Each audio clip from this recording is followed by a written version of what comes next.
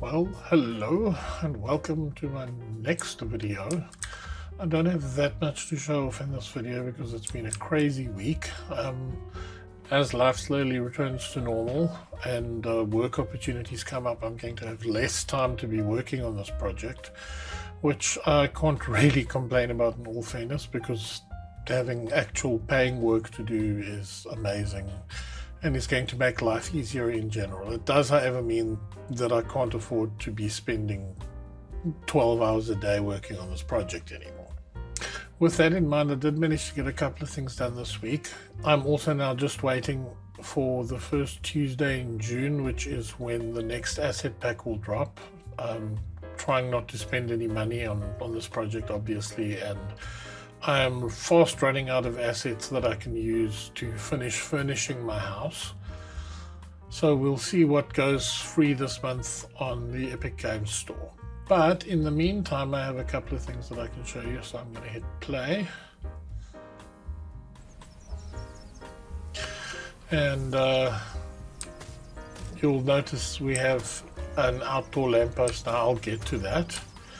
Let's just run around the side of the house now, because I got to thinking something that rich people generally tend to have in large manor houses such as this is things like tennis courts. So I'm not sure what I'm going to do with this in game, whether or not it'll be a spooky haunted tennis court or just set dressing, but you can see I've got it up. The footsteps already set up to change as you walk onto the tennis court, and it's full of balls. Yeah, that's the tennis court. Not much to show there, but I did think it was pretty cool, and yeah, like I say, I may end up doing something interesting with it. Something else I wanted to show off that I actually added quite a while ago and then forgot to mention is this. You can now gather firewood. I haven't got an animation for that yet, but we'll see about adding something maybe. And if we go in here, let's just get a light on so we can see what we're doing. We can now place wood into the fireplace and get a merry little blaze going. Again, not sure how I can use this practically, but it is a neat little addition. One other thing that I put a little bit of effort into that I'm quite pleased with is if you go outside the house and look up, you can see there's now smoke coming out of the chimney. So that is the fireplace. Then the next thing is the lighting in the garden. Okay, so let's go through to the front of the house. You might notice that my default time is now mid-afternoon again. This is mainly because I wanted to be able to advance time to nighttime as fast as possible so that I can test this stuff. So let's just do that. We will just pass time for a bit until the stars come out. You'll notice that there's a disparity between how bright the moon appears in the sky. Well, it's actually the sun, but you know, we're using it as a moon, and how much you can actually see of the landscape. And you can see, it depends on what screen you're watching on, I suppose, but if I go closer to the car, you can sort of see the rough shapes of things, but it's very dark. There is a setting that you can change, but it goes from fairly bright to almost impossible to see. I've tried various permutations of changing the numbers, and I think we're at a difference of 0.0001, and it goes from fairly bright to this. So this is it for now. The reason I've got it set so dark is because I want the outdoor lighting to actually make a difference. So let's go inside. And obviously we don't want it to make too much of a difference because it's still going to be dark outside. So let's go and switch the outside lights on. And now we got that. Doesn't that look nice? So yeah, we got this sort of pleasant little oasis of light, and then once you're outside of the radius of that, you can see the other lights in the garden as I've placed them. And I quite like this. I quite like I'm not sure at what point I'm going to give the player a flashlight yet, But I quite like that this may be, at least for some of the game, the only way you get to look around. These lights, by the way, work on the same circuit as the lighting in the house, so they can be switched off by the mains power going off, and they can flicker, which is what I showed in the previous video, how I handled all of that stuff. And then finally, before I show the way I did the outdoor lighting, because I think that's pretty interesting, there's one more thing I want to show you, which is the spooky children's play area outside, which I've just recently added in, and it had to have its own light because it looks very creepy at night, but that's not the creepy bit. This is the creepy bit. This will start, I can turn it on and off with a key press, but also importantly, it'll stop when you get too close to it, and then as soon as you walk away, it'll start again. It's got that lovely squeaky sound. So I like the idea of this, like you walk up to it, it stops, and then the lights flicker and everything goes black. And then you try your flashlight maybe, and that also starts flickering, and then you see something scary. These are kind of like how I'm going to be building these systems to interact with each other. Okay, so that's it. I want to show you how I did the outdoor lights because it's pretty interesting, at least to me, for one simple reason, and that is in existing lighting blueprints, the way I've done things is to have the lights and the switch all in this self-contained unit, this one thing. Just give it a second to load and I'll show you what I mean.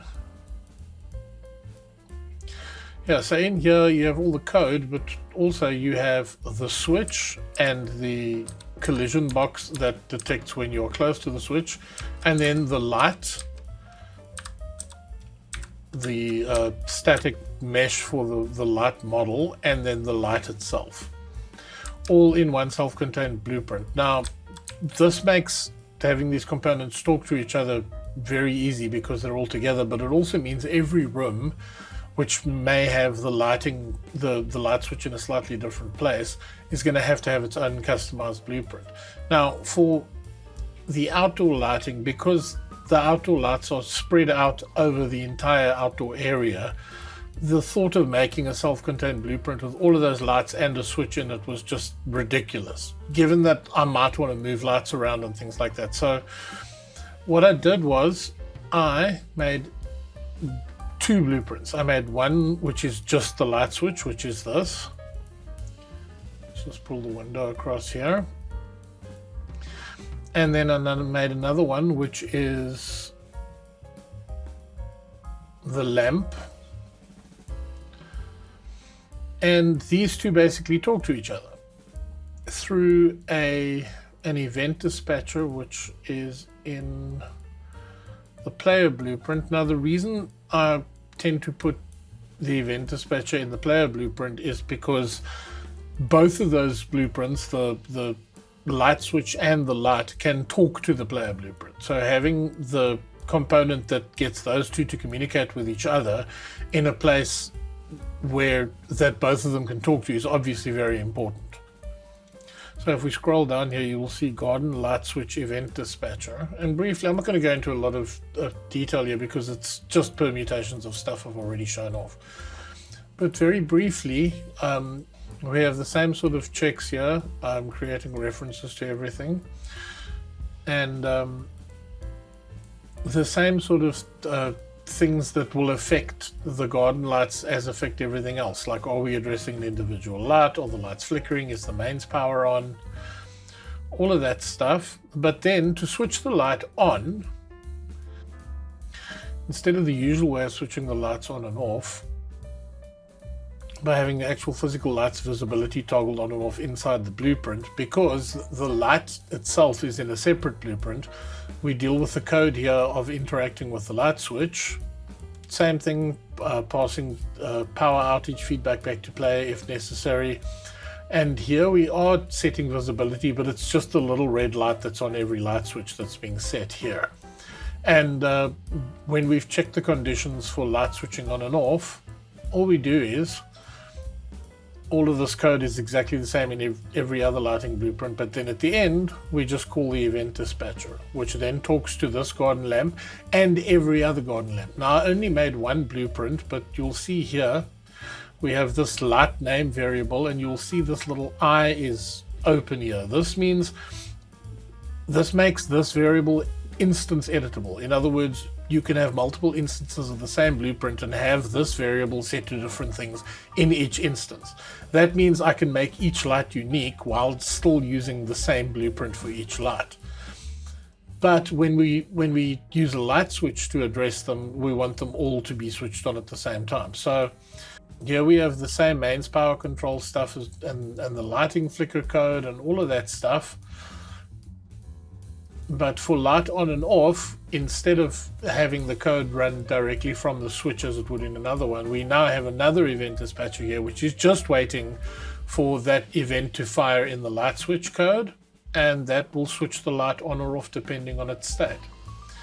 And which, I mean, begs the question, why didn't I do this for every single light in the house anyway? And the answer is, it never occurred to me. It just never occurred to me that you could do it that way. So I learned a lot doing this. I plan on very soon making a YouTube video about stuff that it would have been helpful for me to understand properly before I started this project, and this kind of thing is going to be right at the top of the list. The fact that there are multiple ways to do almost everything, and sometimes the easiest way or the most obvious way is not the best way. Anyway, that's about it. I'm not sure when my next video will be, as real life is intervening, but the work will continue on the project, if maybe a little slower than before, and regular updates will continue. So as always, thanks for watching, and don't forget to like and subscribe.